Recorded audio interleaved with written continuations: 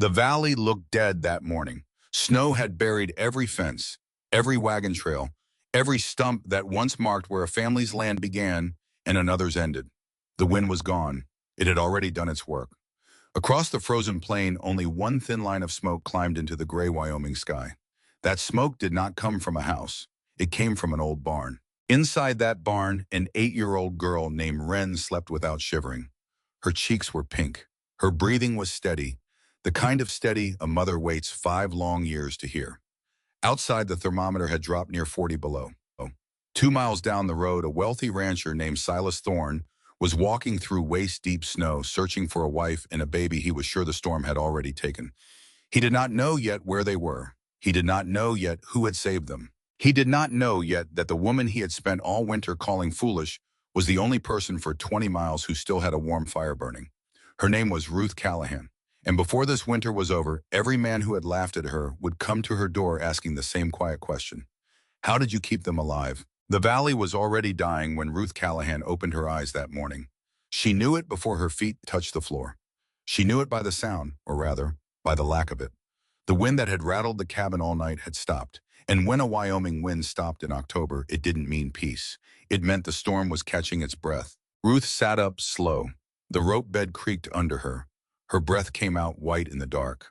Little clouds rising toward the low ceiling. Little ghosts of her own breathing. Beside her in the smaller bed by the wall, Wren was still asleep. Ruth listened, really listened. Every mother of a sick child learns how to listen through the dark. There, a small breath, another, a little rattle at the bottom of each one. Not good, but not the worst. Ruth swung her legs over the side. The cold floor bit through her wool socks. She pulled on her boots without lacing them, reached for the shawl at the foot of the bed, wrapped it twice around her shoulders, and walked to the front window. The glass was covered in frost. She scraped a small hole with her thumbnail, just enough to see. The Sweetwater Valley stretched out white and gray under a sky that couldn't decide if it wanted to snow again or just wait. Frost had crept up every fence rail. The cottonwoods down by the creek looked like bones stuck in a drift. And past all of that on the ridge there was the tree. The cottonwood tree, the one where David wasn't buried, because there was no body to bury. Ruth let the frost close back over the window. She turned away. The cabin was small. She could cross it in 11 steps. She had counted one lonely afternoon when counting felt like a way to pass an hour. 11 steps from the front door to the back. 6 from the stove to the bed. 4 from the table to the little bookshelf where David's rifle used to lean. The rifle was gone. Of course, he had taken it with him. 5 winters ago.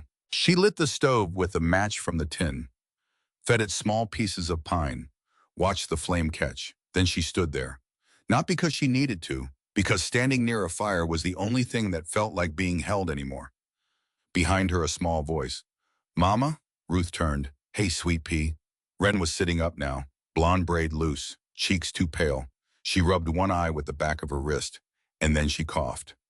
Ruth froze. It was a small cough, just one, but it had the sound, that wet sound, that deep down sound, the one the town doctor had warned her about last spring when he had sat at her kitchen table with his hat in his hands and used the word lungs 3 times in one sentence. Her lungs won't take another hard winter in this cabin, Mrs. Callahan. I'm just being honest with you. Ruth had thanked him. She had walked him to the door. She had watched him ride off. And then she had sat down in the chair he'd left warm and stared at the wall until the fire went out. Now in the dim morning, she crossed to Wren's bed and pressed her hand to her daughter's forehead. Cool. Not warm. Not yet. You slept okay? Wren nodded. I dreamed about Daddy. Ruth didn't move her hand. Yeah. He was building something. What was he building? Wren thought about it. I don't know. He was just measuring. Ruth smiled without meaning to. Yeah, that sounds like him. She helped Wren into her wool dress and her thick stockings and her second pair of stockings over the first. She braided her hair fresh. She warmed the last of yesterday's biscuits on the stove. She poured water from the pitcher into 2 tin cups. And through all of it, Ruth was doing math in her head, because that was what she did now every day. The math of what was left. $12.42 in the tin under the loose floorboard by the stove. Half a quart of firewood in the lean-to. Some of it still green, which meant it burned mean. 2 sacks of flour, 1 sack of beans, a crock of pork fat, jars of tomatoes she had put up in August. 6 chickens, old chickens, slowing down. and a mortgage payment, which she could make once, maybe twice. If nothing else went wrong, something was always about to go wrong. She knew that now. She knew it the way you know the shape of your own hands. David Callahan had built the cabin the first summer they came out from Iowa. Ruth was 24 then. David was 27. She remembered him laughing in the sun that summer, sunburned and stubborn, saying he'd build it right the second time. There was no second time. They ran out of money. They ran out of season.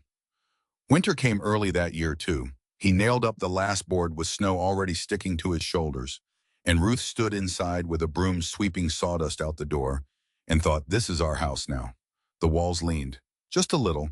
You wouldn't notice unless you set a marble on the table. She had set a marble on the table once to see.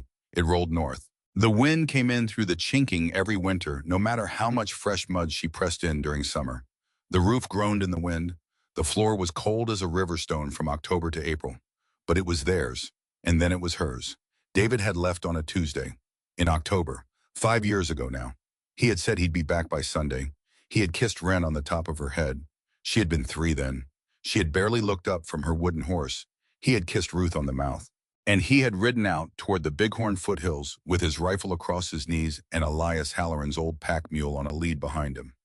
Just a hunting trip, just meat for the winter, just what men did.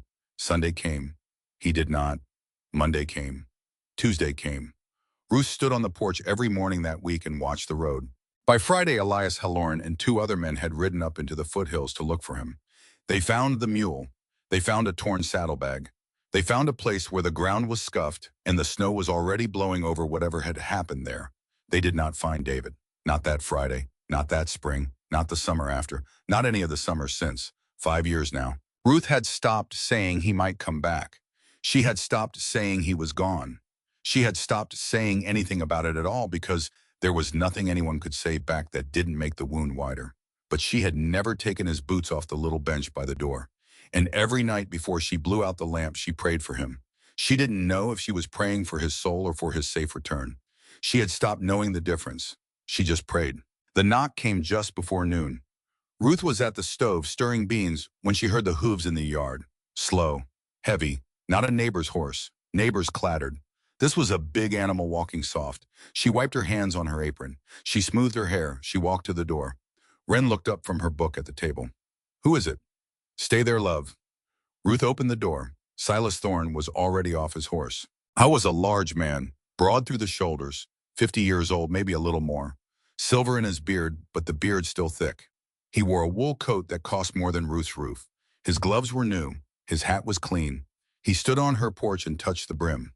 Mrs. Callahan. Mr. Thorne, may I come inside for a moment? He did not phrase it as a question. He never did. Ruth stepped back just enough. She did not open the door wide. She did not offer to take his coat. She let him stand near the door and no further. Silas glanced at Wren. Wren looked back at him with the flat, open face of a child who had not yet learned to be afraid of grown men. How are you, little miss? I'm reading. I see that. It's the Swiss Family Robinson. Is it a good book? Yes. Silas smiled with his mouth, not with anything else. Then he looked at Ruth.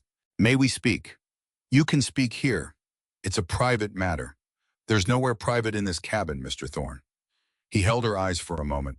Then he nodded once slow. He reached inside his coat, pulled out a folded paper, held it out to her. She did not take it. I've come about the note. The note isn't due until spring. The note has been called. Ruth's hand had been on the doorframe. She let it fall to her side. Called. Yes. By whom? By me. She stared at him. The bank holds that note. The bank held that note. As of last Tuesday, I hold that note. You bought it. I bought it. Why, boy? He almost smiled. Business, Mrs. Callahan. There was a long moment. Wren had gone quiet at the table. She was watching now, not reading, watching. Ruth spoke low. How long do I have? 90 days. To pay in full. To pay in full, or to vacate. Ruth felt her own face go still. She had learned that trick years ago. When a woman is alone in this country, she learns not to let her face move. Mr. Thorne, my husband put 4 years of his life into this land. I'm aware. He dug that well by hand. Also aware. There is a creek that runs through my south pasture. You want the creek. Silas said nothing. You want the creek because your east range has no water past July, and you've been buying up every parcel between here and the ridge. Because you know the railroad's coming through in 5 years and this whole valley is going to be worth 10 times what it is now. Silas took the paper, folded it back into his coat, adjusted his gloves. You're a smart woman, Mrs. Callahan. 90 days. 90 days. And if I pay, you won't. But if I do. He looked at her, and for one small second his eyes did something almost like pity. And that was worse than anything else he had said. Then you pay Mrs. Callahan, and the land is yours, and we shake hands like Christians. But you won't. He touched his hat. Ma'am, little miss. He walked out. Ruth closed the door. She stood there with her hand on the wood. She did not turn around. She could feel Wren watching her back. Mama. Yes, love. Was that a bad man? Ruth breathed in, breathed out. He's a hungry man, love. Sometimes it's the same thing. That night after Wren was asleep, Ruth pulled the tin from under the floorboard and counted the money again. $12.42. The mortgage payment alone was $38, and that was just the fall payment. To pay off the whole note in 90 days she would need. She did the arithmetic slowly twice because she wanted to be wrong. $416. She did not have $416. She would not have $416 if she sold every chicken, every jar, every stitch of clothing she owned. She put the tin back. She pressed the floorboard down. She sat on the floor a while with her back against the base of the stove and let the heat work through her spine. She did not weep. Her body had stopped doing that a few years back. Not a decision, just something that had quietly gone dry. She thought about her sister in Nebraska, her sister who had married well, her sister who would take them in. Ruth could write the letter tomorrow. Wren could go to a real school. She could sleep in a warm room. She could see a real doctor. And Ruth would be a widow living in her brother-in-law's back bedroom for the rest of her life. Wren would grow up on someone else's charity. She would learn early that she was a burden. She would learn to say thank you in a small voice. Ruth stared at the fire. No, the word came from somewhere deep, not from her head, from the same place her prayers came from at night. No, not that, not yet. She got up. She wiped her hands on her apron even though there was nothing on them. She needed air. She pulled on her coat. She pulled on her hat. She wrapped her scarf up over her nose. She lit the small lantern by the door. She went out to the barn. The barn was David's. Everything about it was David's even after 5 years. Ronnie had bought it the year before he disappeared from an old rancher named Kessler, who was heading back to Missouri to die near his sister. Kessler had built the barn in 1868 out of pine that came down out of the bighorns on a mule train. The beams were the size of a man's chest. The pitched roof rose 30 feet above the dirt floor. When the wind hit the barn, the whole building groaned like a ship, but it did not move. David used to say the barn was worth more than the house. He said it because it was true. Ruth pushed the big door open. The hinges complained. She stepped inside. Cold, but different cold. Not the cabin's cold, not the cold that slipped in through your collar and lived under your dress. This cold was still. It sat in the corners. It waited. The lantern threw yellow light against the rough boards. The rafters climbed up and up into shadow. 2 of the stalls were empty. One held straw for the milk cow who was in the small shed closer to the cabin. The tack room in the back corner was closed up the door, swollen shut with winter damp. Ruth walked slowly across the floor. She did not know why she had come out here. Or she did know. She just wasn't ready to say it yet. She stopped in the middle of the barn. She turned in a slow circle holding the lantern up. The light caught the beams, the old grain chute above her, the nails driven into the walls where David used to hang his tools, something at her foot. She looked down, a floorboard sticking up, just a corner. Ruth frowned. She knelt. She pressed the board with her palm. It flexed. She wiggled it. It came up easier than it should have. Not because the nail was loose, because the nail had been pulled. Recently, no, she corrected herself. Not recently at all. The gouge was gray. Weather time. Somebody had pulled this board up years ago. And underneath the board, tucked down between the joists, was a small wooden box. Ruth did not move for a long time. Her heart was doing a thing. She reached in, slow, like reaching into a fire. The box was pine, handmade. She knew the joinery. She had watched those hands make 100 small joints just like it. Her husband's hands. She lifted it out, set it in her lap, opened it. Inside was a leather notebook, cracked at the spine. And underneath the notebook, wrapped in a piece of oiled cloth, a small pocket knife she had given him for their second Christmas together. The one she thought he had taken with him.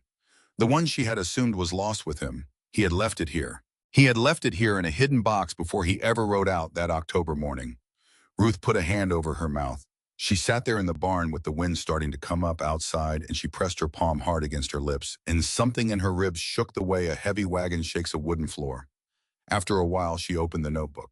It was full of his handwriting, small, cramped, the way he wrote when he was thinking hard. Some pages were sketches, little pencil drawings of joints and joists and stoves.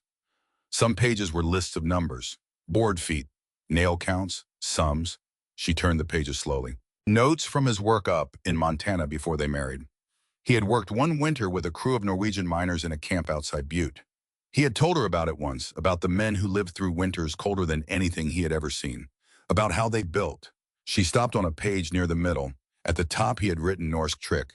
2 rooms, inner room warm, outer room breaks wind, air between eagle's coat.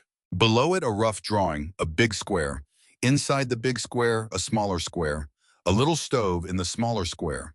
Wavy lines around the outside of the smaller square marked dead air. Arrows around the outside of the big square marked wind. And at the bottom of the page in ink, darker than the rest, as if he had come back to this page later and added a line just for himself. Don't chase the cold. Protect the warmth. Ruth read it twice. Then she closed the notebook, held it flat against her chest, and looked up. Up at the enormous timber ribs of the barn, up at the shadowed peak where the 2 roof slopes met, up at all that space, all that wasted empty cathedral space. She whispered it out loud in the yellow lantern light to no one. What if the barn isn't the house? Her voice came out strange in the quiet. What if I don't heat the barn? What if I heat one small room inside the barn? The wind gusted against the outside walls. The barn groaned, but not much. 2 walls, she said, one to stop the wind, one to keep the heat. She could see it now. She could see it the way David used to see things, all at once, fully formed, as if the thing already existed and she was just describing it. Her hands were shaking, not from cold. She stood up. She held the notebook out at arm's length as if to see it better in the low light, as if to see the man who had written it, as if to see his face one more time. In her mind, she could hear his voice reading the line to her. Don't chase the cold, Ruthie. Protect the warmth. She said it back to him, out loud, in the dark barn. I hear you. That night, she did not sleep. She sat at the kitchen table with the notebook open and a stub of pencil in her hand and a piece of butcher paper she had smoothed flat. And she drew. She drew badly. She was not the draftsman David had been, but she drew. She thought about the walls. Wood would work, but wood needed studs and framing and skill she didn't have, and lumber money she didn't have either. She sat back. She stared at the ceiling. She thought about the depot yard down at Red Creek, the one where the railroad dumped their broken things, bent iron, cracked wheels, old boilers. And she sat up. Grain bins, steel grain bins. She had walked past them a dozen times in her life without ever looking twice. Big round steel drums taller than a man, wide as a small room, ridged for strength. Farmers used them to store wheat. When they got dented or the seams started to weep, the railroad hauled them off and left them in a heap out behind the depot. Steel walls, round. A round shape held heat better than a square one. She knew that from banking the wood stove. The heat moved around the curve. There were no cold corners. Ruth put her hand flat on the butcher paper. She could see it. She could see her daughter sleeping inside a round steel room, warm as toast, while the wind tore at the barn outside. She would go tomorrow. She folded the butcher paper. She folded the notebook closed. She put both under the loose board with the money tin. She washed her face at the basin. The water was so cold it made her gasp. She stopped by Wren's bed on the way to her own. Wren was on her side, one small hand tucked under her cheek. Her breathing was quiet. Ruth kneeled down, put her forehead very lightly against Wren's forehead, just for a second. I'm going to keep you warm this winter, she whispered. Wren did not wake. Ruth stayed there another moment. Then she stood, blew out the lamp, climbed into her own bed, pulled the blankets up. She lay there in the dark and listened to the wind. She was still afraid, but it was a different kind of afraid. It was the kind of afraid you feel when you have finally chosen a direction to walk. She left before sunrise. She hitched the wagon in the black cold. The horses did not like it. She did not like it either. Her fingers went numb on the buckles. She got them through anyway. She stopped at the door before she left. Wren was awake, sitting up in bed, wrapped in a quilt. Where are you going, Mama? Red Creek. Why, to buy something. What? Ruth almost lied. She almost said supplies. Instead, she said a room. Wren tilted her head. You can't buy a room. You can, if you know where to look. Wren considered this. Then she nodded the way children nod when a grown-up says something they don't understand but are willing to accept on trust. Come back. Always. Ruth kissed her on the forehead. Red Creek was 15 miles. She rode into a graying sky with the leather pouch pressed against her ribs under her coat, all $12.42 in it. The road was frozen ruts. The wagon jumped and rattled. Her back was going to be sore for a week. The depot yard was on the north edge. She left the wagon by the fence and walked in. The yard was a graveyard of iron. Broken axles, bent rails, a locomotive wheel taller than she was cracked clean through. Piles of iron chain rusted the color of dried blood. A stovepipe as long as her wagon. And in the back near the fence line in a slouched row, the grain bins.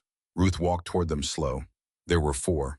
3 of them were bad. One was crushed on one side, folded in like a stepped-on tin can. Another had a seam split all the way down. Another looked whole, but when she rapped it with her knuckle, it sang wrong. A dead sound like it had rusted through somewhere she couldn't see. The 4th one was different. The 4th one stood a little apart from the rest. Silver gray, scratched, weathered, but whole. Ruth walked around it once. She looked at every panel. She looked at the seams. She wrapped it in 6 places. It rang clean each time. Like a bell.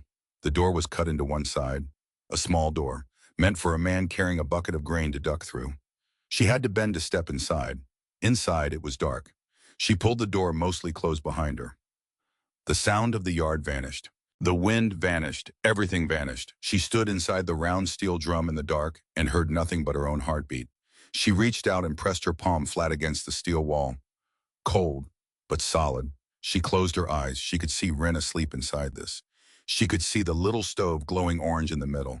She could see herself sitting on a stool by the stove, mending a sock, while the wind screamed uselessly against the barn outside. She opened her eyes. She walked out. The yardmaster was a man named Cobb. Coffee in one hand, cigarette on his lip, old eyes. Ma'am?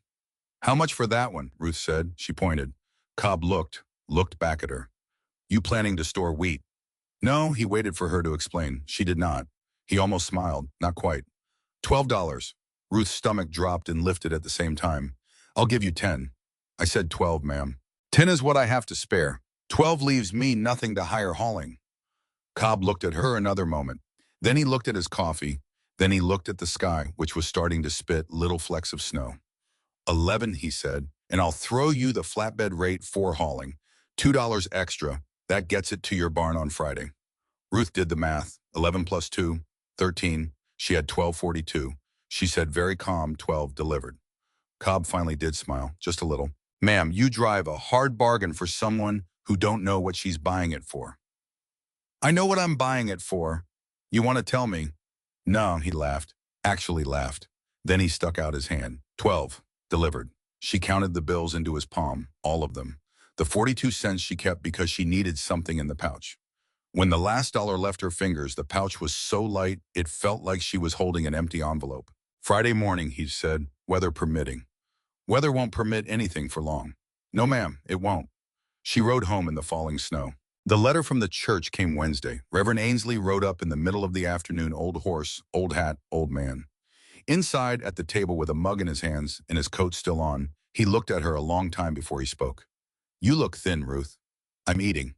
You look like a woman who is eating what's on the plate and giving what's not to her child. Ruth did not answer. He nodded as if she had. Then he said, I heard about the note. Ruth's shoulders came up. Word travels. Word travels in this valley the way fire travels through dry grass, Ruth. You know that. He wants my creek. I know what he wants. He wants me off my land by spring. I know. She looked into her cup. Reverend Ainsley set his own cup down. He folded his hands on the table. His knuckles were big and swollen and old. He had been a carpenter before he was a preacher. She had almost forgotten that. Ruth, I did not come here to talk about Silas Thorne. I came to see how you were, and to see how Wren was, and to see if you needed anything. I don't need charity, Reverend.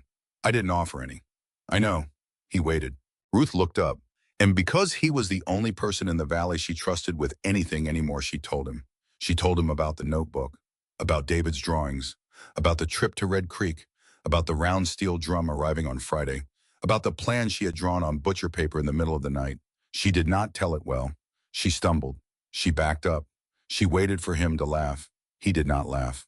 He looked at her a long time with a mug of coffee going cold between his big hands. Then he said, very quiet, "Ruth, may I say something?" "Yes. God does not save us with miracles most of the time.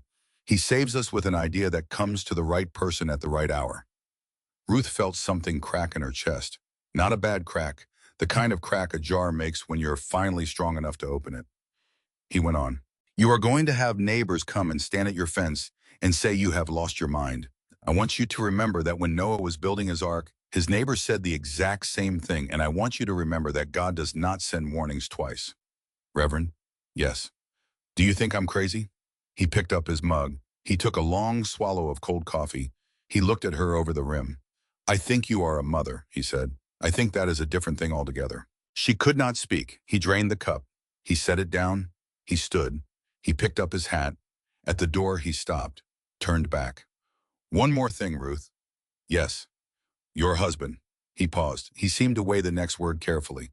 "David was a good man, a quiet man, but a good one. And I do not think a good man leaves a notebook like that under a floorboard by accident." Ruth's throat closed.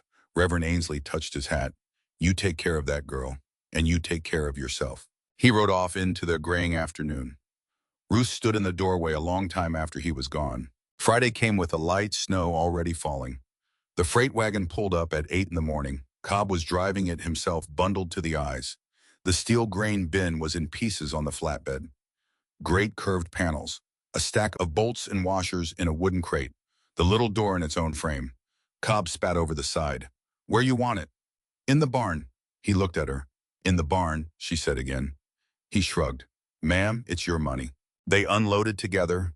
The panels were heavy. She did most of the lifting on her end. Cobb was surprised. He tried not to show it. She saw him try not to show it. Two neighbors had come out of their yards to watch from a distance. They did not offer to help. They stood by their fences with their hands in their pockets, and they watched. When the last panel was inside the barn, Cobb wiped his brow with the back of his glove. "Ma'am, may I ask what in the good Lord's name you are doing?" "Building a room." "Inside a barn." "Inside a barn."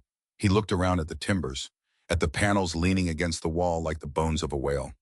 "Well," he said, "you do let me know how that turns out." "I will." He climbed back onto his wagon. He clicked to his horses. He rolled out of the yard. At the fence, one of the watching neighbors, a man named Preston, said something to the man next to him. Ruth couldn't hear the words, but she heard the laugh. It was a small laugh, barely a laugh, but it was enough. Ruth stood in the doorway of her barn with her hand on the frame, and she watched Preston walk back to his own house, and she felt something settle low and quiet in her chest. It was not anger. It was something calmer, something colder, something more useful. It was the feeling of a woman who has stopped needing to be believed. She turned back into the barn. She looked at the panels. She looked at the beams above them. She looked at the empty circle of floor where the little steel room would rise. She spoke aloud again, just for herself. Just for David. "All right," she said, "let's build it." Outside snow was beginning to stick to the ground for real now. Ruth Callahan picked up the first steel panel. She carried it into the center of the barn. She set it down, and she began. The first panel almost killed her, not really, but close enough that she thought about it after sitting on the barn floor with her breath sawing in and out and her back against a cold beam. She had gotten it upright, all by herself, braced against the joist with a length of rope she had thrown over the crossbeam and looped down and tied to a nail in the wall. Panel 1. Standing, bolted at the bottom to the plank foundation she had laid the day before. And then she had turned to reach for panel 2, and panel 1 had shifted. Just an inch, just enough, just enough. The rope slid, the panel leaned. Ruth heard it before she saw it, that deep metal creak. She turned. She threw her whole body against the panel, both arms wide, feet skidding on the dirt floor. The panel stopped. She stood there, cheek against cold steel, arms trembling, and she laughed. Once. Sharp. Almost a bark. "You're going to make me work for this," she said to the barn. The barn did not answer. Wren was watching from the door. Wren always watched. It was her job now. She had asked on day 1 what her job was. Ruth had thought about it. She had said, "Your job is to pass me things I ask for, and to sit right there in the doorway where I can see you, and to not touch the sharp things. Wren had nodded like a soldier receiving orders. That was 3 days ago. Now Wren sat on an overturned crate, wrapped in David's old wool coat which she was drowning in, a book on her lap, her braid down her back, watching. Mama. Yes. You looked scared. I was. Are you still? A little. Should I be scared? Ruth pushed away from the panel, slowly. Testing it, it held. No, sweet pea, it's my job to be scared. It's your job to hand me the wrench. Okay. Wren went back to her book. Ruth wiped her hands on her apron, reached for the next bolt, kept working. 11 days. 11 days of this. She woke before light. She fed the chickens. She fed the cow. She stoked the cabin stove. She dressed Wren. She fed Wren. She braided Wren's hair. Then she went to the barn. Then she worked until she couldn't feel her fingers. Then she came back to the cabin. She warmed her hands. She fed Wren again. She read to Wren by the fire. She put Wren to bed. Then she went back to the barn. She worked by lantern light until the wind got too mean or her back gave out. Whichever came first, usually the back. Then she slept. Then she got up and did it again. Her hands were a stranger's hands now, blistered, cracked. The blisters bled and dried and cracked open again. She wrapped them in strips of old cotton. The wraps got dirty. She washed the wraps at night. She hung them on a nail. In the morning they were stiff and cold. She put them back on. The bolts were the worst part. There were 346 of them. She had counted, because at some point around bolt number 80, she had needed to know how many were left. Each one had to be threaded by hand, through a hole in one panel, through a hole in the panel next to it, and then met on the inside by a nut that had to be held with a wrench in one hand, while the bolt was turned with a wrench in the other hand, which meant she needed 2 wrenches and 1 steady head at the same time, which meant she needed to work every bolt twice, once outside, once inside, which meant she needed to climb the ladder, and climb down the ladder, and climb the ladder again, 692 climbs. She stopped counting at climb number 200, because climb number 200 was when she missed a rung. Her boots slid. Her stomach went up into her throat. Her hand caught the top of the ladder. Her wrench dropped and hit the dirt with a dead sound. She hung there, one-handed, 8 feet off the ground, for maybe 3 seconds, which is a very long time when you are 8 feet off the ground with one hand. She got her other hand up, got her boot back on the rung, climbed down, sat on the floor, put her forehead on her knees, and breathed. Wren came over, small hand on the top of her head. Mama, I'm okay. You fell. I didn't fall. I almost fell. Almost falling is still bad. Yes, love, it is. Wren sat down next to her, cross-legged, in David's coat, which was so big it puddled around her like a wool tent. Do you want to stop for today? Ruth lifted her head. She looked at her daughter, that watchful, careful face, a face that had learned too much too young. She looked at the panels standing bolted around them in an almost circle, 2/3 done, maybe 3/4, and the wind picking up outside, and the sky already low. No, love. Okay. Wren picked up the fallen wrench. She held it up, two-handed. It was as long as her arm. Then here, Ruth took the wrench. She stood up. She climbed the ladder again. Elias Halloran came on the 9th day. She heard him before she saw him. That slow, unhurried walk. The kind of walk a man has when he has spent his whole life on a horse and does not need to hurry anywhere ever. She was inside the steel room, on her knees, fitting the last bottom seam. She heard boots at the barn door. She heard them stop. She heard nothing for a long moment. Then a low voice, almost to himself. Well, I'll be damned. Ruth came out of the little door.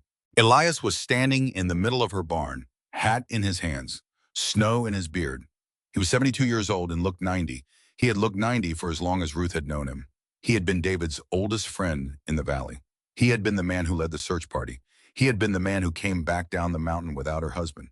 He had never spoken about it, not once, not in 5 years. Now he stood in her barn and stared at the round silver room rising in the middle of it, like something that had fallen out of a dream. Elias.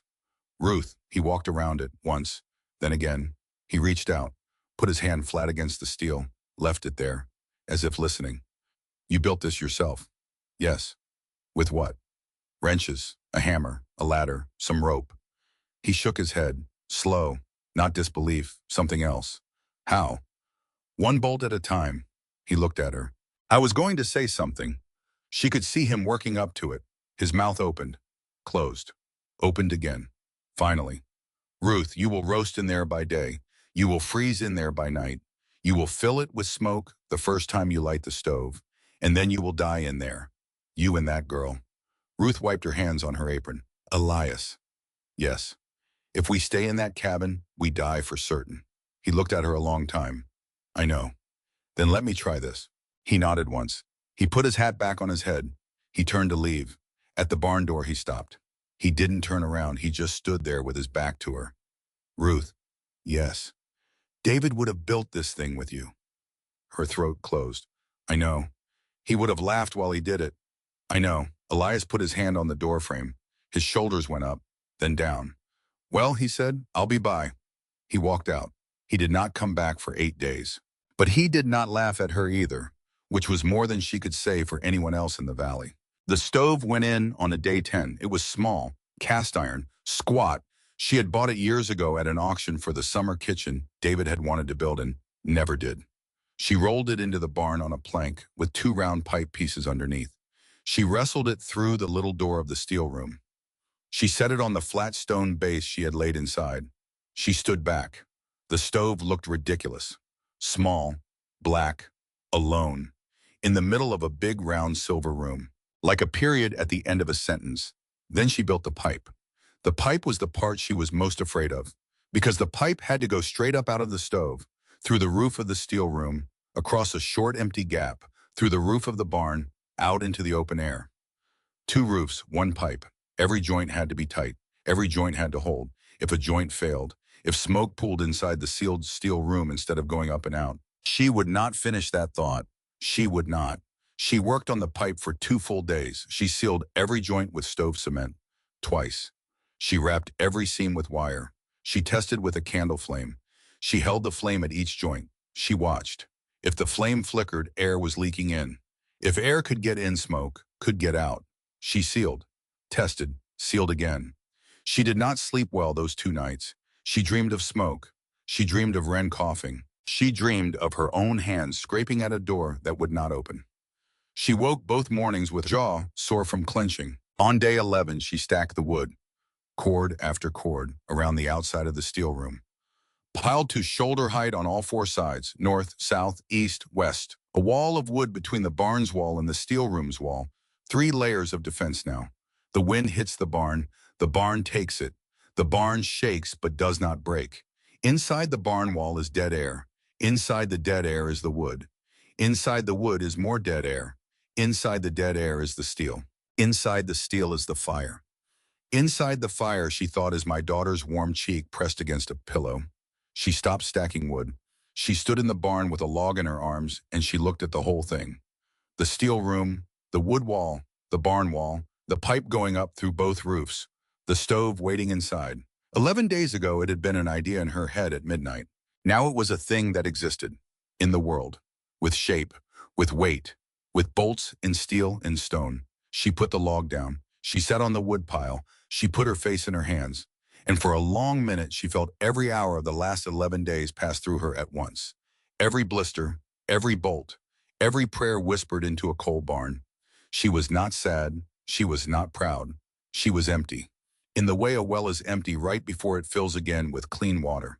The neighbors had started coming by, not to help, never to help, to look. They rode by in their wagons, slower than they needed to, necks craned. They stopped at the fence. They did not come to the door. They stood at the fence and they looked. Preston came by twice. Both times with another man Ruth did not recognize. Both times they stood at her gate and talked in low voices and pointed at the barn. The blacksmith's wife walked past on foot one afternoon with a covered basket.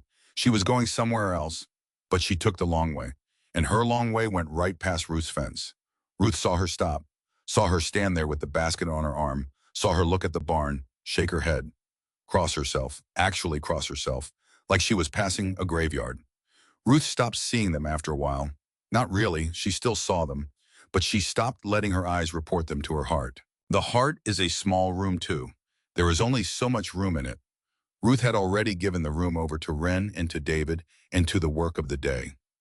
There was no room left for the neighbors and their crossings and their whispers. She let them slide off her, like snow off steel. Silas Thorne rode by on day 10. He did not stop. He did not slow.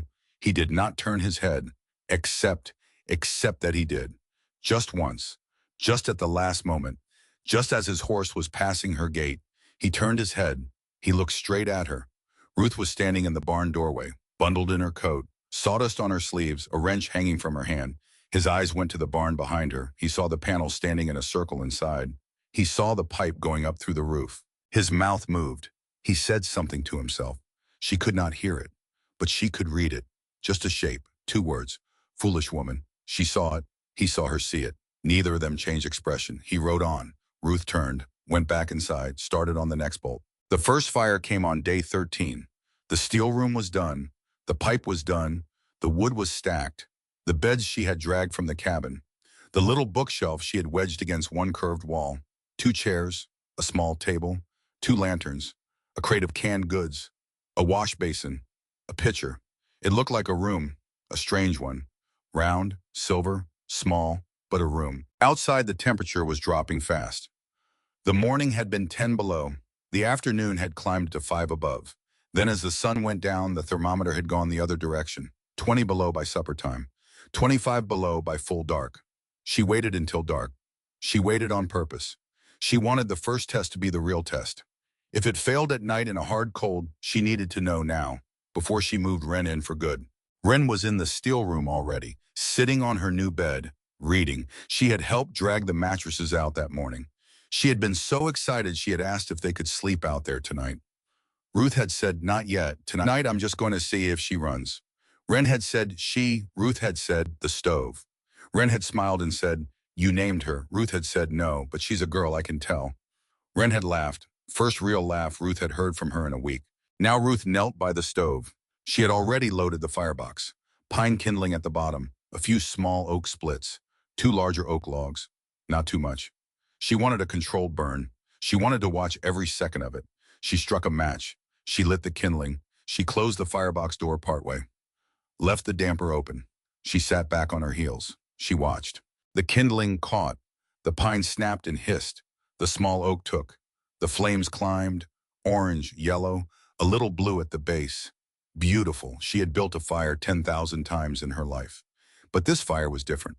This fire was the first fire in the little room she had built with her own hands out of a dead man's idea.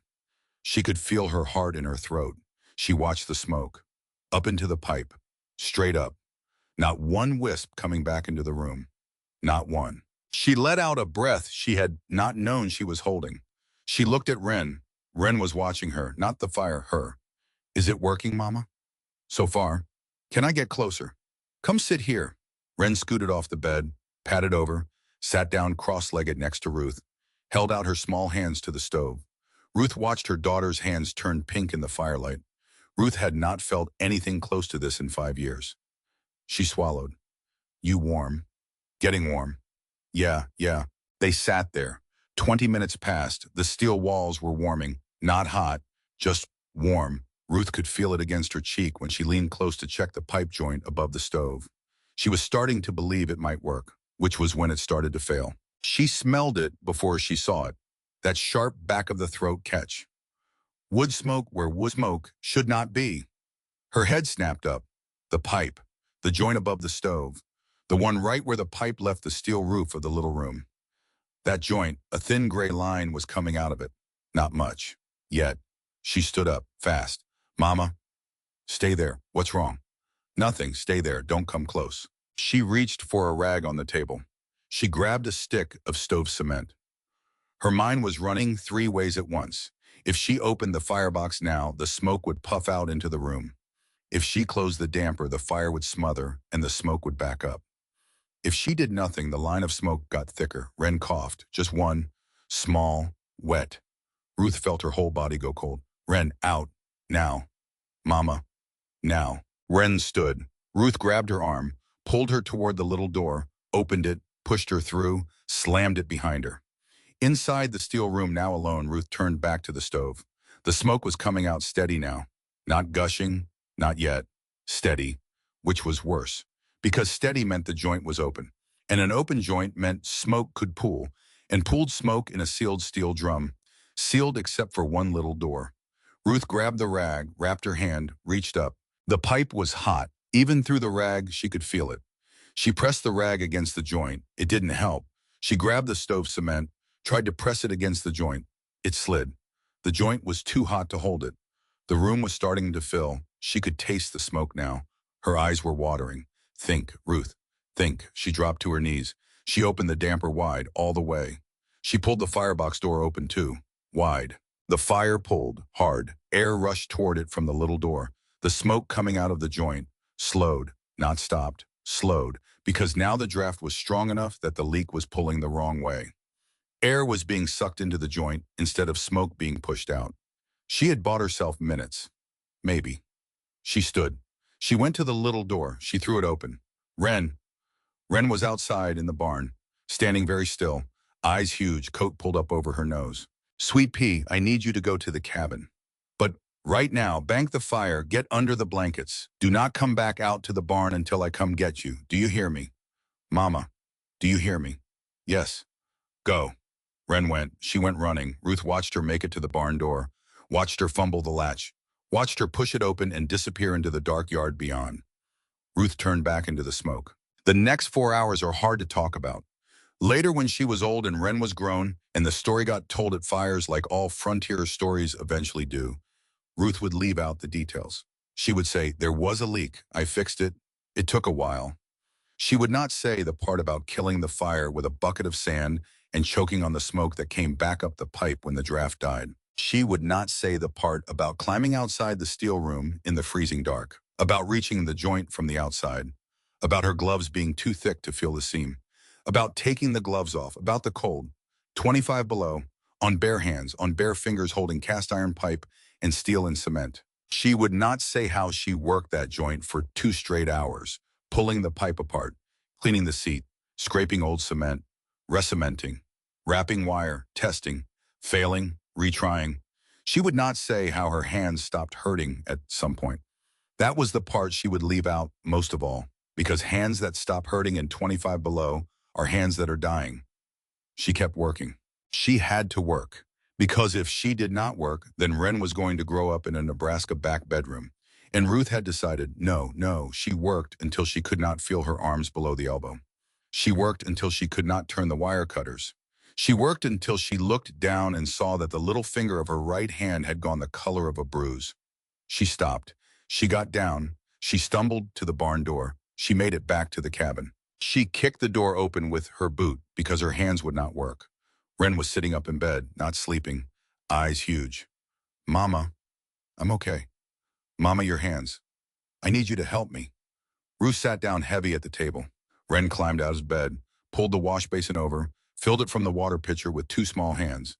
Ruth put her hands in the water. She wanted to scream. She did not scream. Wren watched, that serious, careful face. Mama, did it work? Ruth waited a long moment, waited for feeling to come back into her fingers, which it did, in slow, awful waves.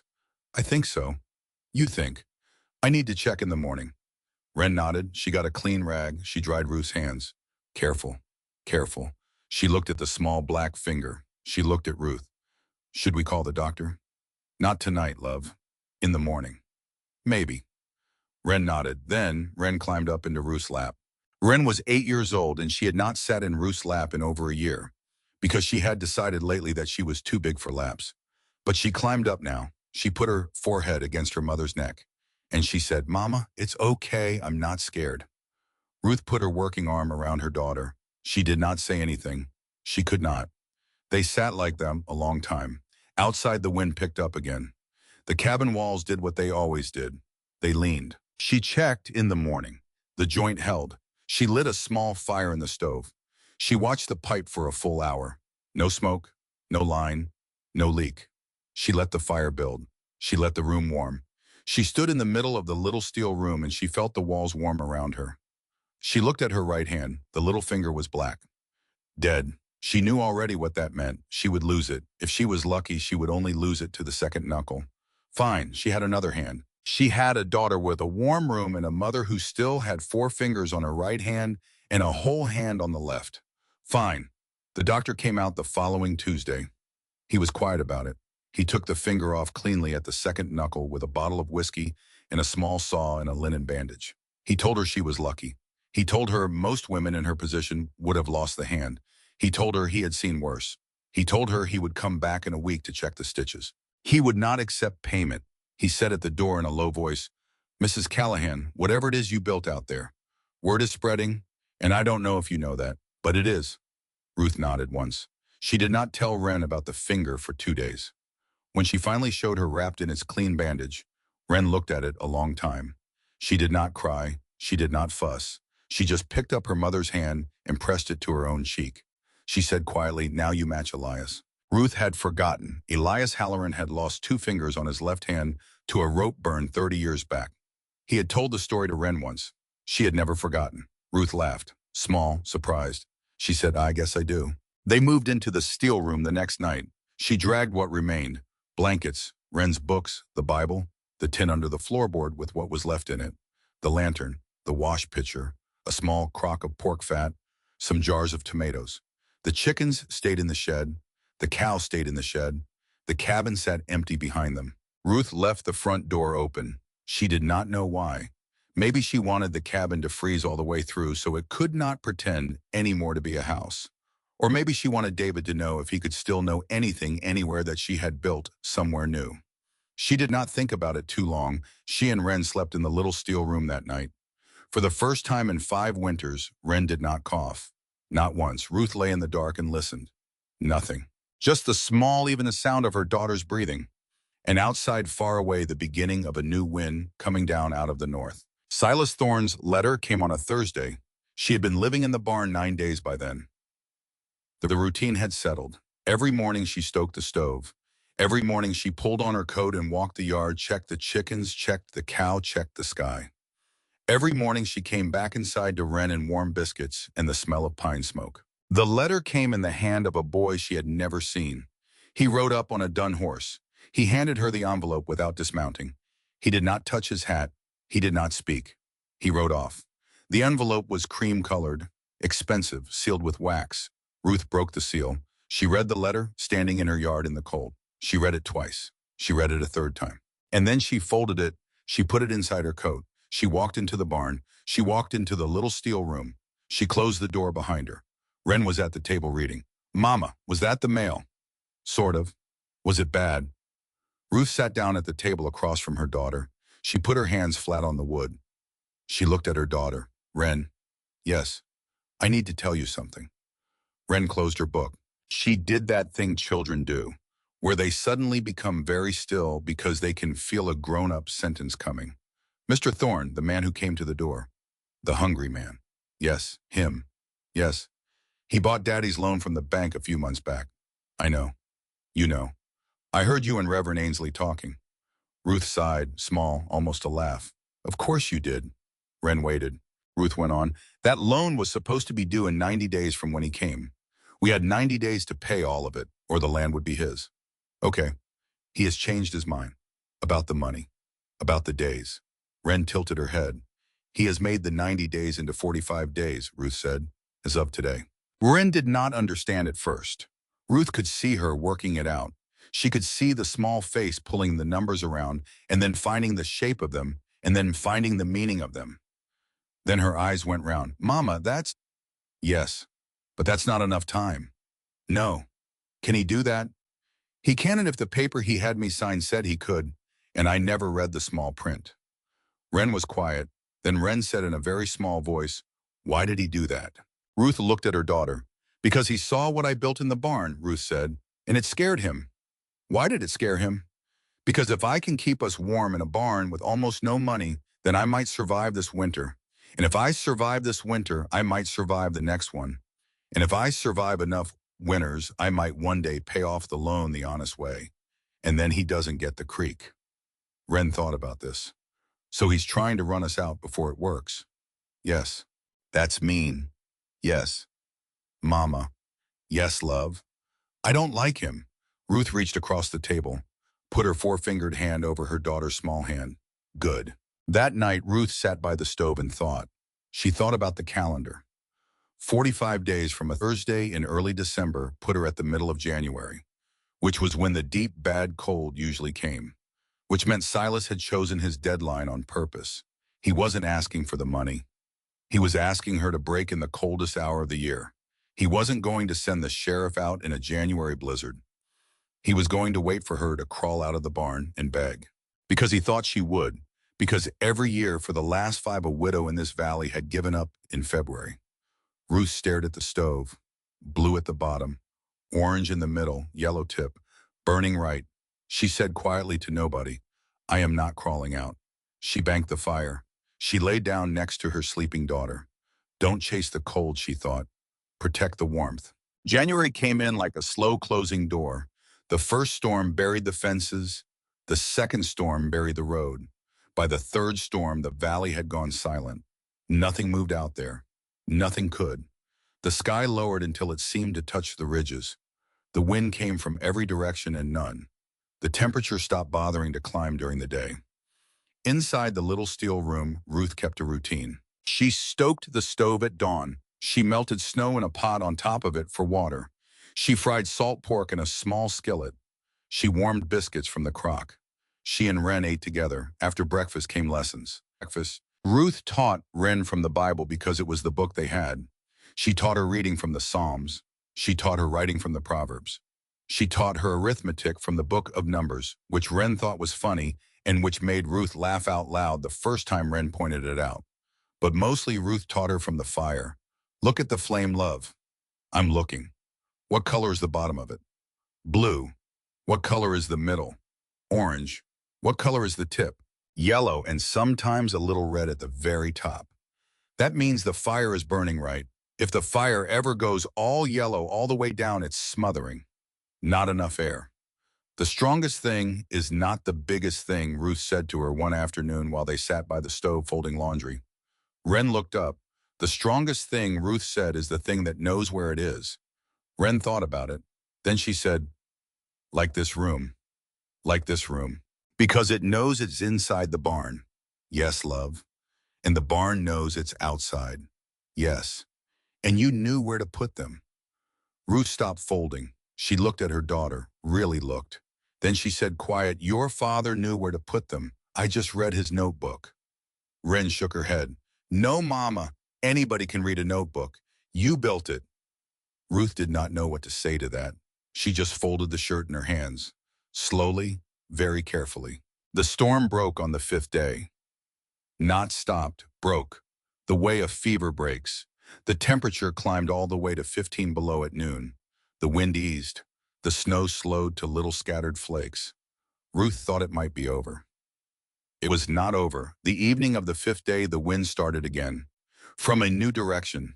From the northeast this time, which meant the biggest storm was still coming. She stocked the stove. She melted an extra pot of water. She braided Wren's hair extra tight before bed the way her mother had done for her as a child, as if a tight braid could hold you together through a hard night. They slept. Sometime in the deep middle of the night, Ruth woke. Not because of the wind, because of a sound, a small sound. A knock. Not on the barn door, on the little steel door of the room she was sleeping in. Ruth sat up fast. The knock came again. Small, weak, like a fist that did not have much fist left in it. Ruth was out of the bed before she thought about it. Bare feet on the cold floor, coat pulled over her nightgown, reaching for the little door latch. She hesitated. 1 second. Because who? Who was out in this? Who could possibly be at her barn door in the middle of the night, in the middle of the worst storm of the winter? Wren was in the bed behind her. She opened the door. A woman fell into her arms, bundled in furs and half frozen and covered in snow. Ice in her hair, ice on her lashes, her lips blue, and in her arms, wrapped tight against her chest inside her heavy coat.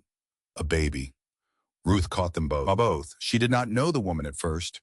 She could not see her face under all the ice and cloth. Then she did. It was Silas Thorne's wife. And the baby in her arms was not moving. The baby was not moving. That was the first thing Ruth understood. Not the woman. Not the wife of the man who was trying to take her land. Not the cold or the ice or the door still open behind them, letting the storm bite in. The baby. Ruth was already moving. Wren was awake, sitting up in bed, wide-eyed, blankets clutched to her chin. Mama, who is water warm now? Wren was out of bed in one motion. bare feet on the floor, reaching for the small pot on the stove. Ruth got the door shut with her hip, got the woman down onto the bed. The woman was heavy with wet fur and heavy with cold and heavy with the dead weight of a person who had almost stopped. Ruth pulled the baby out of the woman's coat. Tiny, so tiny. 3 months, maybe 4. Ruth got the little bundle open. Blanket, blanket, another blanket. Under the last blanket, a small face gray as candle wax. Ruth put her ear against the baby's mouth, breathing, just the smallest breath. "Oh, honey," Ruth whispered. "Oh, sweet baby." She turned. Wren was already holding the warm pot in a folded towel. Not too hot. Ruth had drilled her on this. Warm, never hot on cold skin, never. "Put it here. Put the pot right here by my knee." Wren obeyed. Ruth unwrapped the baby the rest of the way. She was working fast, but she was working careful. Every mother of a sick child learns the difference. Fast is a woman panicking. Careful fast is a woman deciding. She was careful fast. She took her own wool shawl off her shoulders, wrapped it warm from her own body around the baby, held the little bundle against her chest, skin to skin under her nightgown. She was small enough for a grown woman's collarbone to be a shelter. The woman on the bed made a sound, not a word, just a sound, like breath escaping a stove damper. Ruth looked at her. Her face, now that the ice was melting off it, now that Ruth could see it, was the face of Beatrice Thorne, Silas Thorne's wife. Ruth had seen her 3 times in her life. Once at a wedding, once outside the general store, once briefly at a Christmas service, 2 years ago, sitting in the second pew with her husband beside her and a lace shawl over her hair. She had never spoken to Beatrice Thorne. She had never touched her. She was touching her now. Beatrice. The woman's eyes moved under her lids, did not open. "Beatrice, can you hear me?" A slow nod. "Barely. You're safe. You're with me. I have your baby. She is breathing." Beatrice made that sound again, only this time Ruth understood it. It was the sound of a woman trying to sob without having any strength left to sob with. Ruth turned to Wren. Wren was standing very still by the stove, both small hands pressed flat against her mouth. "Wren." "Yes, Mama." "Get the second blanket off my bed and the wool socks in the top of my satchel, and put the kettle on for tea. Weak tea, very weak, and bring me a spoon." Wren moved. Ruth watched her move, and she thought in one wild sliver of a second, "Look at you. Look at what a woman you are already." Then Ruth turned back to the 2 women in her care. One of them, the wife of her enemy, the other one small enough to fit inside a shawl. The baby came back first, slowly, in the way tiny things come back when they are stubborn. A pink line at her ear, a pink line at her fingertips, a twitch of her small mouth, a snuffle, a cry, the most beautiful sound Ruth had ever heard. Beatrice heard it too. From the bed, her eyes open. She tried to sit up. She could not. Ruth brought the baby to her, laid the little bundle in the crook of her arm. Beatrice put her cracked lips to the baby's forehead. She did not have tears yet. Her body was still too dry, too cold. But her whole face did what faces do when they need to weep and cannot yet. Ruth turned away, gave her the moment. She went to Wren. "Sweet pea." "Yes, Mama." "That was good work." Wren's chin trembled just a little, just for a second. Then it stopped. Then she nodded. "Now what?" Ruth glanced at Beatrice, at the baby. "Now we heat the tea, and we get her out of those wet furs. And we don't ask her anything. Not until she's warm all the way through." "Mama." "Yes. That baby was almost dead." "Yes. But she's not." "No, she's not." Wren nodded once, absorbed it, filed it, went to check the kettle. Ruth watched her go. Ruth thought, "You will remember this night for the rest of your life, and you will be a different woman because of it." Then Ruth went back to work. Beatrice slept. She slept the way a person sleeps when their body has been sure they were going to die and then found out otherwise. Deep, motionless, with small twitches of the hands. The baby slept in the crook of her arm, warm now, pink now. Ruth sat by the stove. Wren was curled against her side. The wind hammered the barn. Ruth put another small log on the fire. She thought about the woodpile. Then she made herself stop thinking about the woodpile, which is impossible. To not think about a woodpile, once you have started thinking about it. She had planned for 2 people. She had 2 people. Now she had 4. And one of the 4 was a nursing baby, which meant the mother needed to eat, which meant more heat, more food, more water melted from snow. And the woodpile was 2 weeks of wood, which was 1 week of wood now, or maybe 5 days, depending on how careful. Ruth stared at the stove. The fire moved. Blue at the bottom, orange in the middle, yellow tip. Right then, burning right, for now, 5 days, 6 if we're careful, 4 if this storm gets worse. She looked at Wren. Wren was almost asleep against her. Sweet pea. If the food in the wood have to be less, will you help me be less? Wren's eyes opened. She looked at her mother. Then she looked at Beatrice, at the baby. Then she said, Mama, give them mine. Ruth felt her chest do something. Big, rolling, almost frightening. She kissed her daughter on top of the head. You don't have to give them your love. But if you had to, if I had to, I would give them some of yours and some of mine, and we'd all be a little hungry together. Is that okay? Yes. Okay.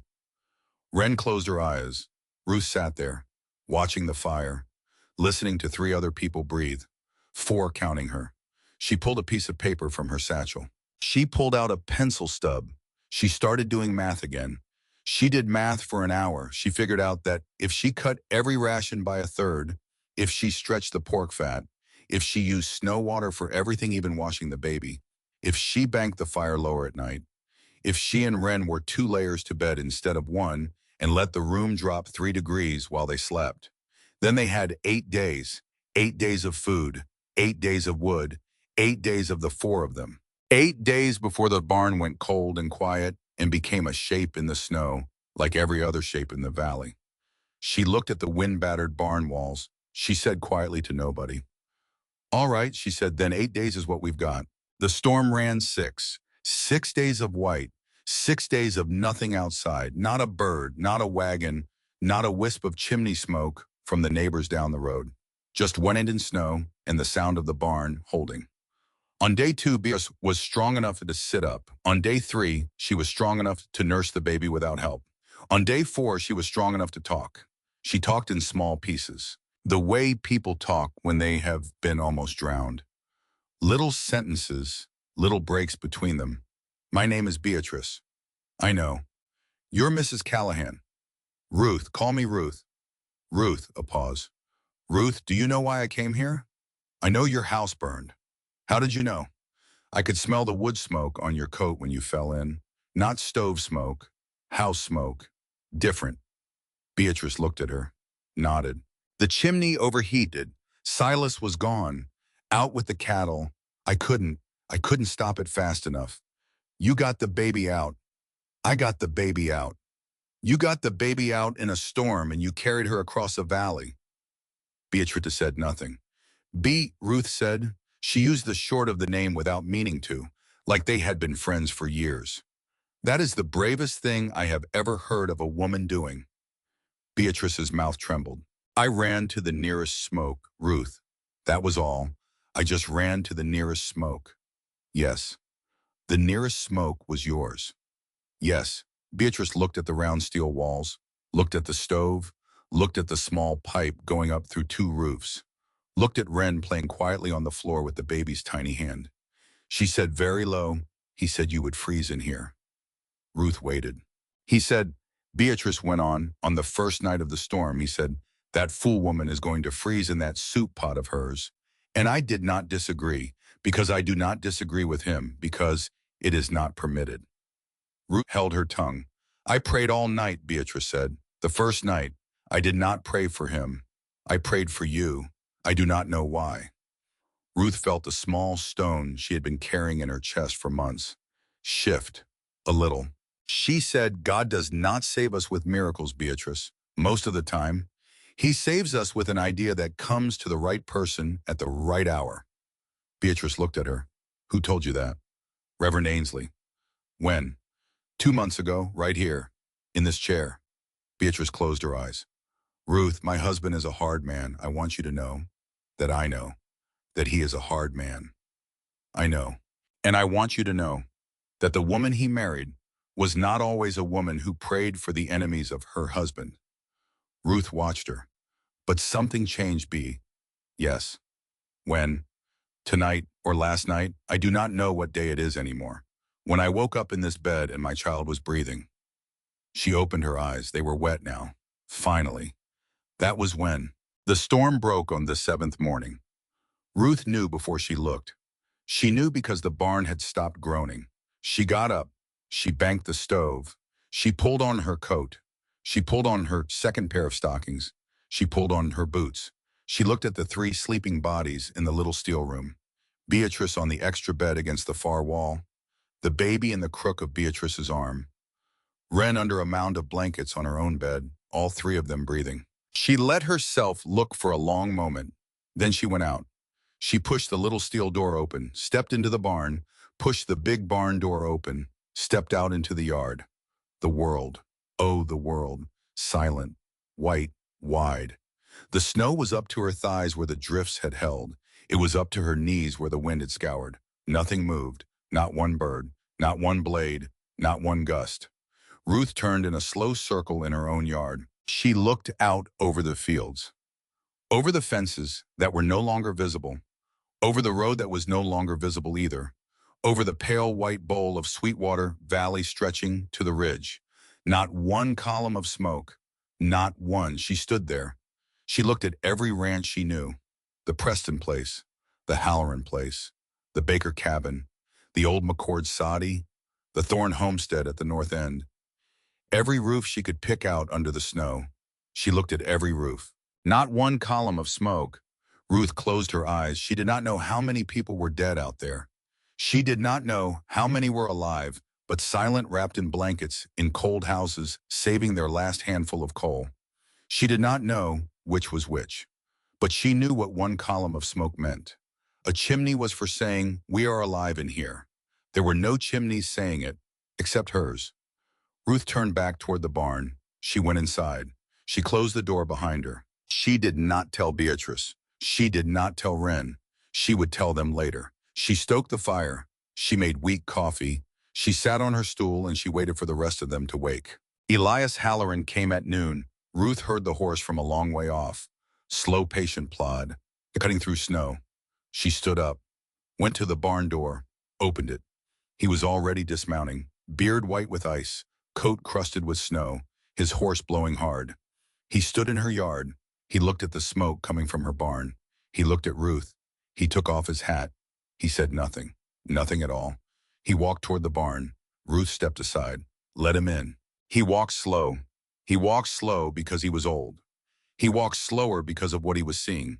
He stopped just inside the barn, took in the wood pile stacked around the little steel room, took in the pipe going up, took in the light coming out of the little door where Ruth had left it cracked. He walked to the door. He looked in. Beatrice was at the small table nursing the baby. Wren was on the floor teaching the baby's tiny fist how to grip her finger. The stove was warm. The room was warm. Elias did not move for a long time. Then he sat down, right there, on the barn floor, right on the cold dirt. He sat down like a man whose knees had given. Elias, Ruth, you all right? I'm all right. Are you sure? Ruth, I'm all right. Sit down. Ruth sat down next to him on the barn floor, their backs to the woodpile, both of them looking through the little open door at Wren and Beatrice and the baby. Elias reached inside his coat. He pulled out a small object wrapped in a piece of gray flannel. He held it in his lap. He did not open it. He looked at Ruth. I've been meaning, he said. Then he stopped. He tried again. I've been meaning to come see you. You came before. I've been meaning to come and say something. Ruth waited.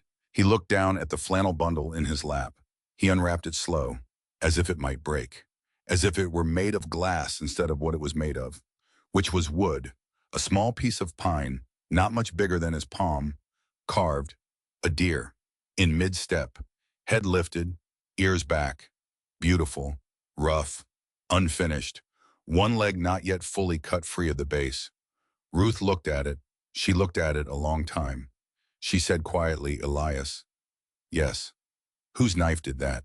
Elias did not answer right away. He turned the little carving over in his hands. Slow, careful, like he had held it many times before. David's. Ruth heard it. She heard the word, but her mind for one long, empty moment refused to attach it to anything. David's. Yes. How? Elias set the deer down on the flannel in his lap. He said, 2 winters ago, I was up in the Bighorns. Late fall, deer season. I was tracking a big buck up a draw and I lost him at the tree line. And I came up over a ridge and there was a little hollow. And in the hollow was a lean-to, made of pine boughs, old, fallen in, overgrown. Ruth could not speak. She sat there, her hands in her lap, not moving. I went in, Elias said, because I always go in, because you never know. And there was a man in there. Ruth closed her eyes. He'd been there a while, long while. He was Bones Ruth, but his coat was still on him and his tools were laid out around him, like a man who had made his camp for a long stay, like a man who was trying to make it home. Elias. I found his knife. It was set out on a flat stone by his hand. And I knew that knife. Ruth, I knew that knife the second I saw it, because I gave him that knife in 1879 as a wedding present. It had my initials filed off the handle. My father's initials had been on it. I filed them off and gave it to David because I loved him like a son. Ruth put her hand over her mouth. And beside the knife, Elias said, was this. He picked up the deer again, set it carefully in Ruth's lap. He'd started it, Elias said. He hadn't finished, but he'd started it. I looked at it, and I knew. It was for Wren, because he was carving deer for her the last summer he was alive. I remember he carved her one that summer. A little one. She'd have been 3. Ruth remembered. She remembered it. The little wooden deer. Wren had chewed on one of his legs when she was teething. It was still in a box under the cabin's bed. Ruth's hands closed around the unfinished carving. She could not speak. I buried him, Ruth, Elias said. His voice was breaking now. I buried him up there under a big spruce. I marked the tree. I know where he is. Why? Ruth whispered. Why didn't you tell me? Elias let out a breath. Because I could not, Ruth. I could not walk down out of those mountains and tell you your husband died alone in a lean-to 2 winters after he disappeared. I could not. Ruth, I have been trying to work up to it. For 2 years, every time I saw you, I tried. And every time I looked at you, I could not. Because you were carrying it already, and I did not want to be the one to make it heavier. He put his face in his hands. Ruth watched him. This old man, 72, who had led the search party that did not find her husband, who had come back down the mountain empty, who had later alone found him, and who had for 2 years held that fact in his mouth like a stone he could not spit out. She reached over. She put her hand on his shoulder, her 4-fingered hand. He was shaking. Elias. Ruth, I am so sorry. Elias. So sorry. Elias, look at me. He looked up. You are telling me now. I know. You are telling me now, because I built this. She nodded toward the little steel room, toward the fire inside, toward the woman and the baby and her daughter. You are telling me now because you saw that I could hold it. Elias's whole face folded. He put his forehead down onto his knees. Ruth kept her hand on his shoulder.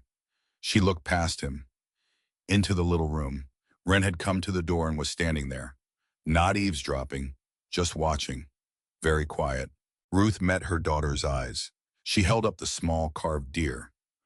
Wren looked at it. Wren understood before Ruth said anything. Wren always understood. Wren nodded slow and grave, the way she had nodded when she was 3, and her father had told her he would be back on Sunday. Ruth turned back to Elias. She said very quiet, thank you. He shook his head. Elias. Yes. Thank you for finding him, for burying him under a good tree, for carrying his last carving out of those mountains and keeping it safe for 2 years. Thank you. Elias could not speak. Ruth held the deer against her chest. She wept. She had not wept in a long time. But now the well had broken open, and it were breaking her open with it. Wren came and sat in her lap. Elias reached over and took Ruth's 4-fingered hand in his own 2-fingered one. 2 broken hands, 1 quiet grip. Nobody said anything for a while. The fire moved in the stove. Blue at the bottom, orange in the middle, yellow tip, right then, burning right. Silas Thorne came at dusk. He came on foot. He came stumbling. He came with his beard packed with ice and his eyes red-rimmed and his face fallen in on itself, the way a face falls in when a man has been walking through snow for 2 days without stopping.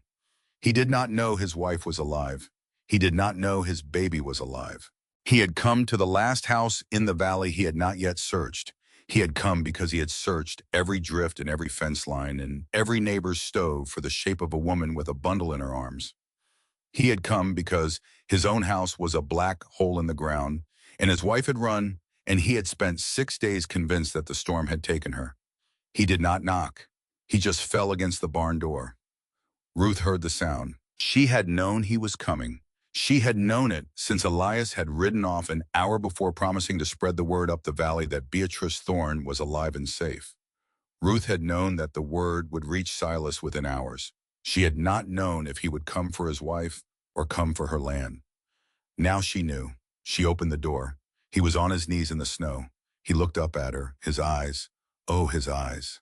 The eyes of a man who has spent 6 days rehearsing what he will say at his wife's funeral. He did not speak. He could not. Ruth stepped aside. She said, "Silas."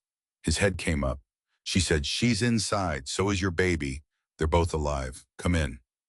Silas Thorne did not move. He stared at her. He stared at her the way a drowning man stares at the rope somebody throws him. Then he tried to stand and could not. His legs would not work. Ruth went out into the cold. She took him under one arm. Elias, who had come back at some point and was standing quietly by the barn door, took him under the other. Together they got him to his feet. Together they walked him into the barn. Beatrice heard them coming. She stood up from the little bed, baby in her arms. She stood in the doorway of the little steel room. Silas looked up. He saw her. He saw the baby. His knees went again. He did not fall this time because Beatrice was already coming to him. She put the baby into Ruth's hands without a word, and she went to him and she put both her arms around her husband and held him while he shook. He shook the way Elias had shaken. He shook the way a big tree shakes when the wind finally takes it down. He said over and over into his wife's hair the same 3 words. I thought, I thought, I thought. Beatrice held him. Ruth held the baby. Wren stood in the doorway of the little steel room with her braid loose and her eyes bright and steady, watching every second of it, learning. Silas sat on Ruth's bed, his wife on one side of him, her hand in his, the baby in his own arms small enough that his big hand covered the whole of her back. He looked around at the round silver walls of the little steel room. He looked at the stove. He looked at the ceiling.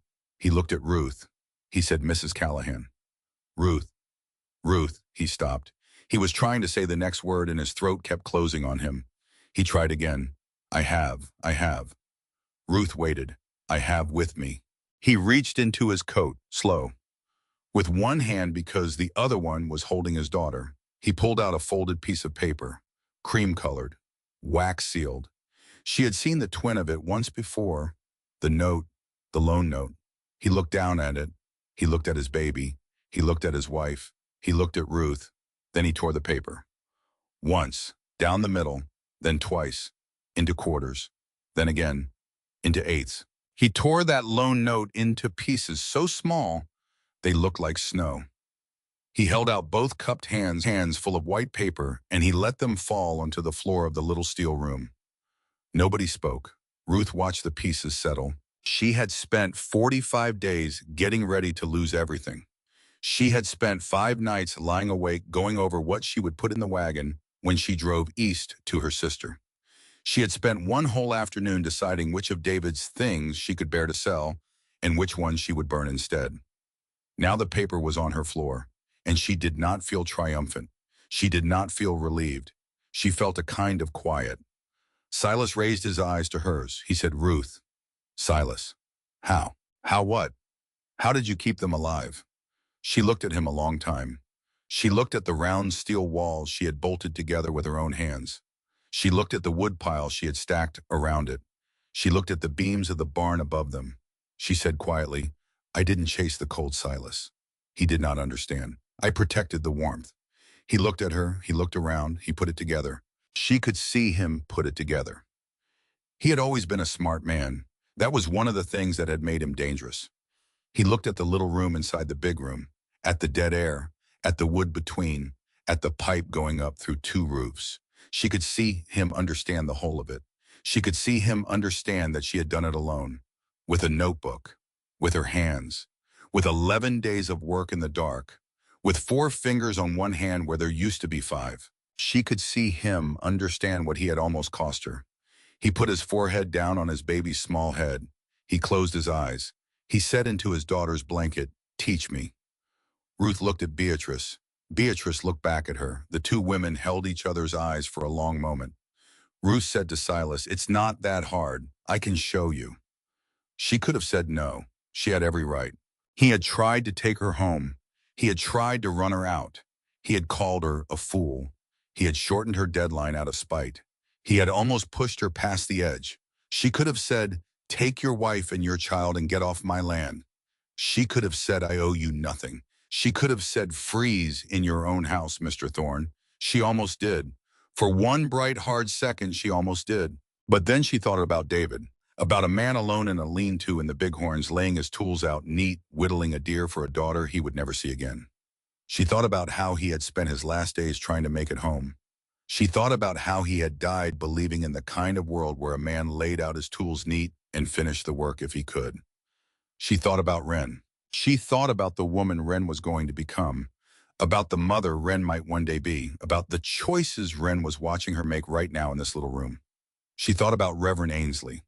God does not save us with miracles. He saves us with an idea that comes to the right person at the right hour. She thought, I have been given more than one idea in this life. I have been given the idea to build this room, and I have been given the idea right now that closing this door will make me a smaller woman than I was yesterday, and I will not be a smaller woman. Not after all of this. So she opened the door wider instead. She said, "Come in. There is wood enough for all of us."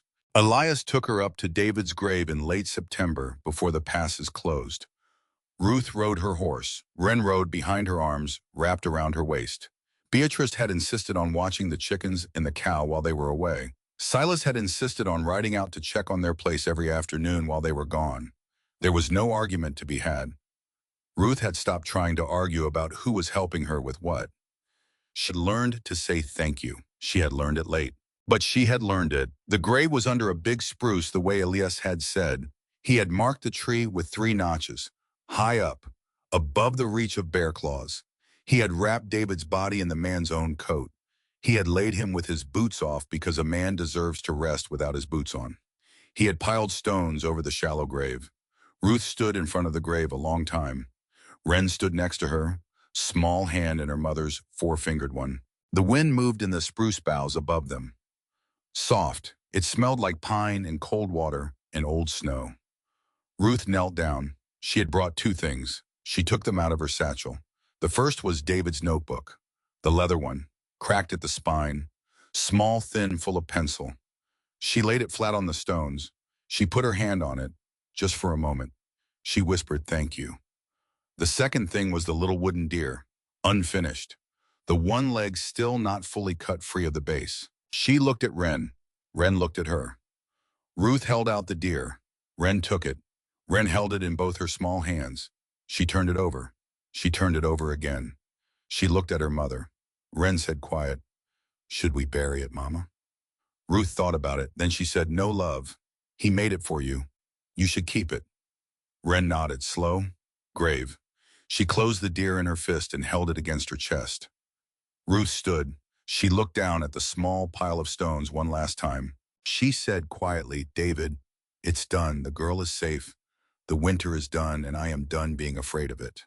The wind moved in the spruce again. Elias, standing back at a respectful distance with his hat in his hands, looked away.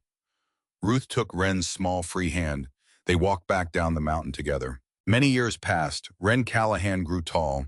She grew quiet. She grew up with a way about her that made even old men listen when she spoke. She went to school in the valley and later to a proper school in Cheyenne, and she came home and became the teacher in the one-room schoolhouse at the north end of Sweetwater. She taught reading. She taught arithmetic. She taught the children of the same people who had once stood at her mother's fence and laughed. She was not bitter about it. Her mother had raised her not to be bitter.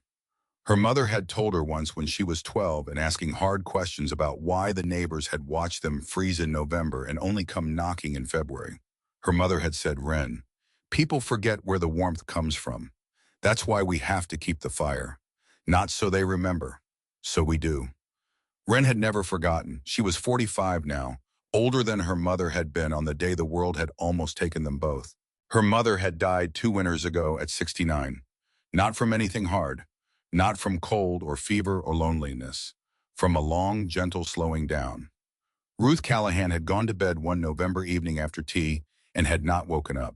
Beatrice Thorne had found her the next morning, come to visit as she did every Tuesday, and had sat down on the edge of the bed and held Ruth's cool four-fingered hand for a long time before she got up to get the neighbors.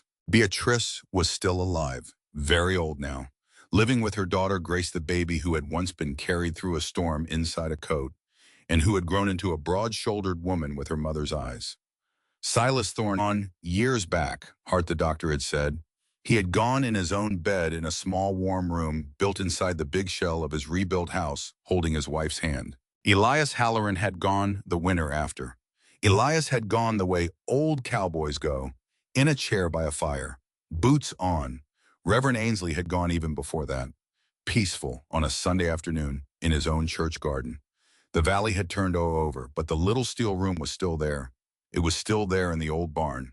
Wren Callahan lived in the cabin now. The cabin had been rebuilt, twice. It had proper walls and a proper roof, and it did not lean anymore. But she kept the little steel room the way it had been. She kept the small stove clean. She kept the pipe rust-free.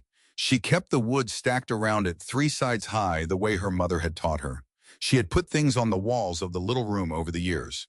The unfinished wooden deer her father had carved was there. On a small shelf above the stove, her mother's leather notebook was there. In a wooden box her father had made.